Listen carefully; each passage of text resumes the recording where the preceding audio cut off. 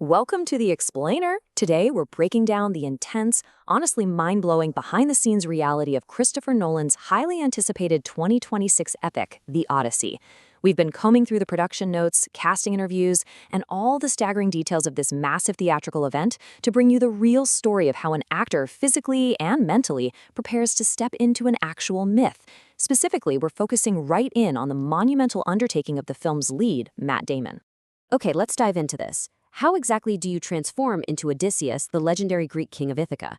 I mean, we're talking about a guy who fought in the Trojan War, and then spent a literal decade facing down mythical monsters and angry gods just to get back home to his wife Penelope. Playing a character with that kind of intense historical and literary weight, that is an immense challenge. It requires a level of dedication that goes way, way beyond simply memorizing your lines. Actually, it's more like a complete remaking of the self, and that is exactly what Damon had to do. Section 1. Nolan's realistic, mythic, epic. So, following the massive Academy Award-winning success of Oppenheimer, director Christopher Nolan decided to create an incredibly grounded adaptation of Homer's ancient Greek epic poem. And the stakes for this realistic vision? Absolutely astronomical. With an estimated budget of $250 million, this officially makes The Odyssey the most expensive film of Christopher Nolan's entire career. Think about that. When a studio backs a project with $250 million and you are the titular character carrying the entire emotional and physical weight of the story, the pressure to deliver a definitive, captivating performance is just unbelievably high. Damon couldn't just play a hero here. He had to actually become one. Section 2. The strategy of Odysseus. Now, what's really interesting about this slide is how Nolan's specific vision frames the entire physical transformation. This vision, by the way, was heavily influenced by Emily Wilson's highly acclaimed 2017 translation of the poem. You see, they didn't want some hyper-muscular comic book version of a Greek god. As Christopher Nolan specifically described him, his version of Odysseus is complicated. He's an amazing strategist and a very wily person. The whole goal was to portray someone whose cleverness, inventiveness, and just sheer endurance to find their physical presence. Odysseus survives his perilous journey not just by swinging a heavy sword around, but by outsmarting cyclops and witches. So Damon's body had to reflect a man who lives by his wits and survives by the absolute skin of his teeth on the open sea. Section 3. Lean, strong, and gluten-free. Which brings us right to the grueling physical regimen Damon underwent to achieve that grounded reality. And it's actually kind of ironic, really. You'd think preparing to fight the mythical Cyclops Polyphemus or resisting the magic of the goddess Circe would be the hardest part of the gig.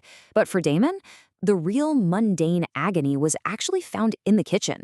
To become this lean but strong strategist, Damon subjected himself to an incredibly strict diet and training plan.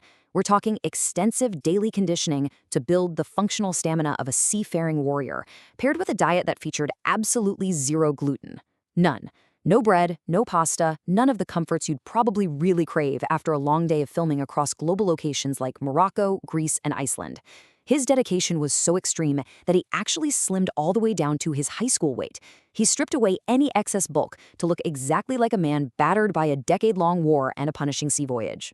So the crucial point is this exact number right here.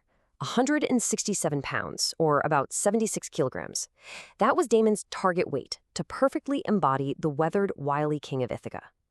Hitting that specific metric required months of just unwavering discipline.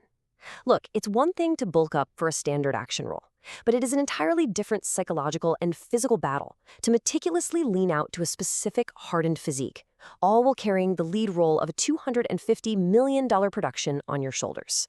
All right, Section 4. The one-year beard. But the physical transformation absolutely didn't stop at the neck. We have to talk about the face. And this brilliantly illustrates the massive contrast between standard Hollywood practices and the whole Nolan method. Nolan is famous in Hollywood for his absolute insistence on practical effects, right? He prefers real explosions over computer graphics. Well, as it turns out, that uncompromising commitment applies to facial hair too. In almost any other movie, a makeup team would spend a couple of hours every single morning gluing a highly realistic artificial beard onto the leading man's face. Not here. No way. Nolan flat out declined to use artificial facial hair because he needed to capture, in his exact words, the physicality of real hair. To achieve this, Matt Damon had to grow out his own natural full beard for an entire year prior to and during production.